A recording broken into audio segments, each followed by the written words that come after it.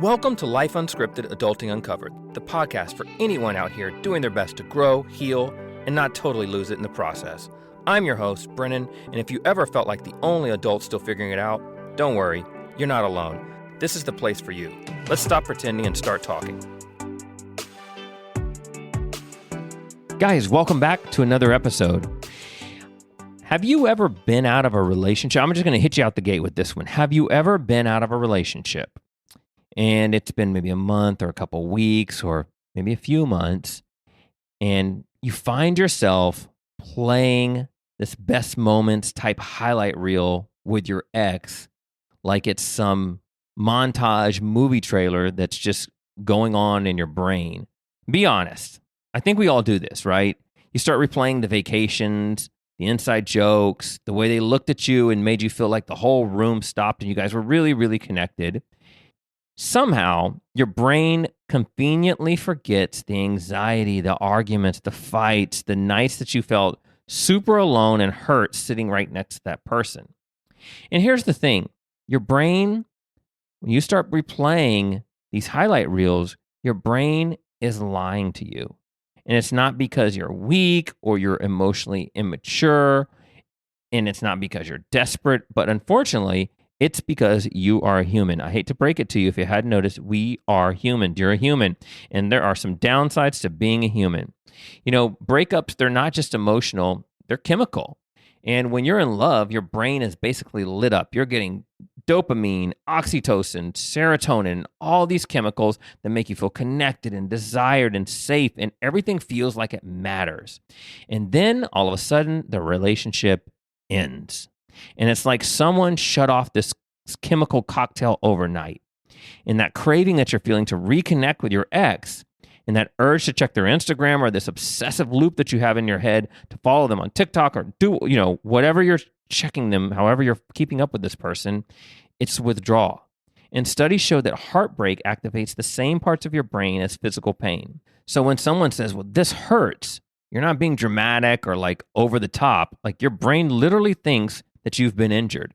When your brain is hurting, it wants relief and it wants it really fast. So what does it do?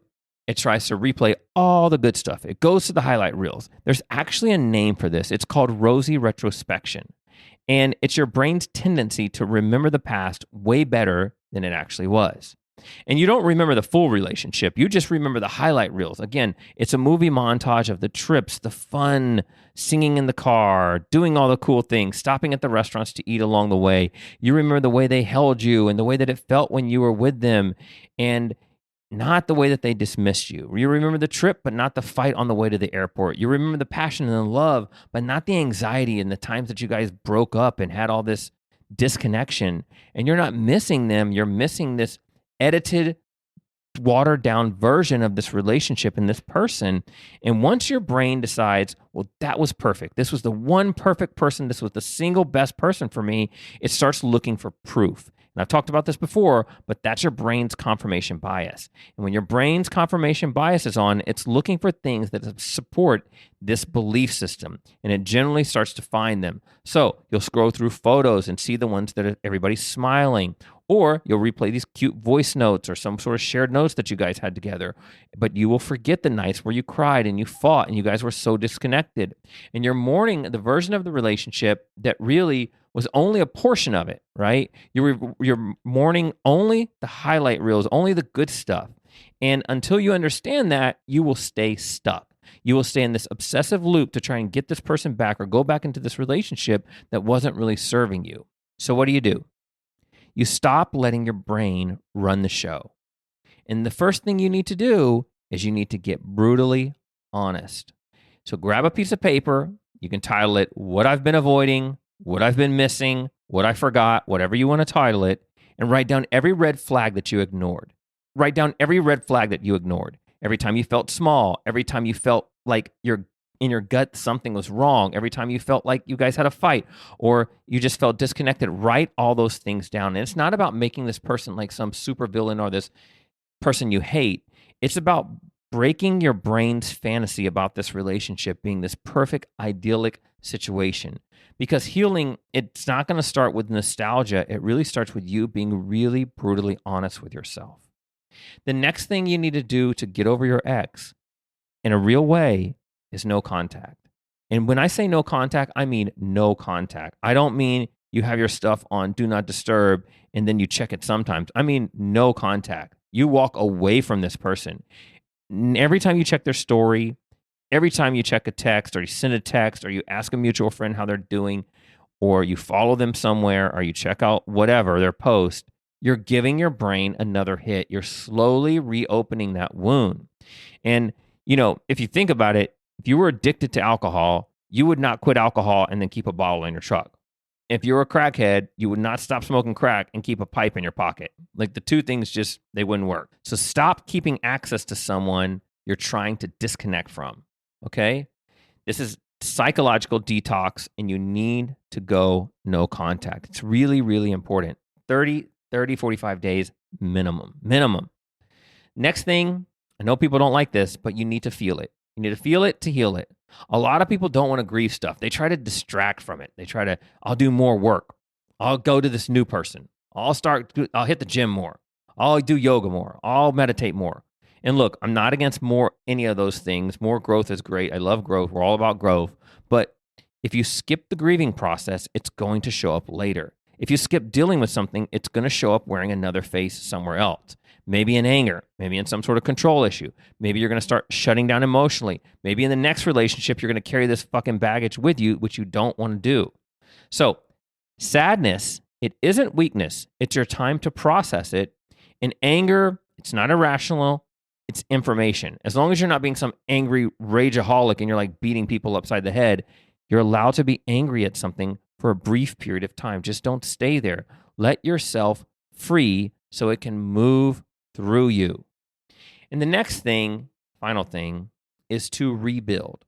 And this is not to win them back so you can show up in your brand new car and be like, look what you did, bitch, I'm so much better. You are not trying to win them back. You're not trying to prove anything. This is not to post all your glow ups.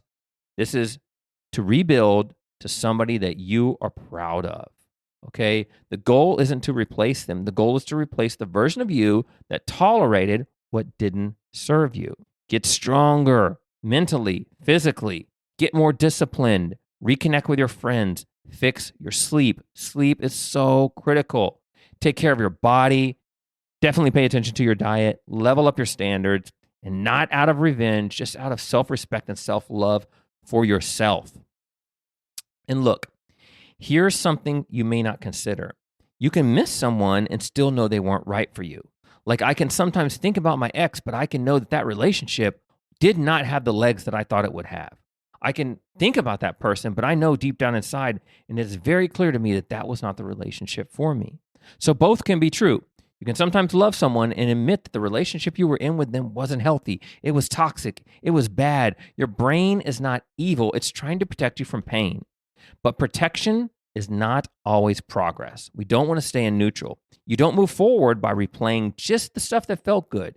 You move forward by accepting what was real and what really happened and what was your actual experience. So when we think about things, we need to think about things in totality, the whole thing. There's a saying, play the tape all the way through. So when you're thinking about your ex, don't just think about the good stuff. Think about the negative stuff that was the reason that you're not with that person today. So guys, listen, if this helped you out, share this, not for me, but for you, because this kind of work, this is really what actually changes your life. And by sharing it, you could change someone else's life. Look, you don't have to hate your ex. You don't have to erase them, but you do have to stop romanticizing what hurt you. Stop playing the highlight reels, face the full stories, and get ready to start building something better. My name is Brennan. This is Life Unscripted, Adulting Uncovered. Remember, you don't need perfect love. You just need an honest connection. And I will catch you on the next one. Take care.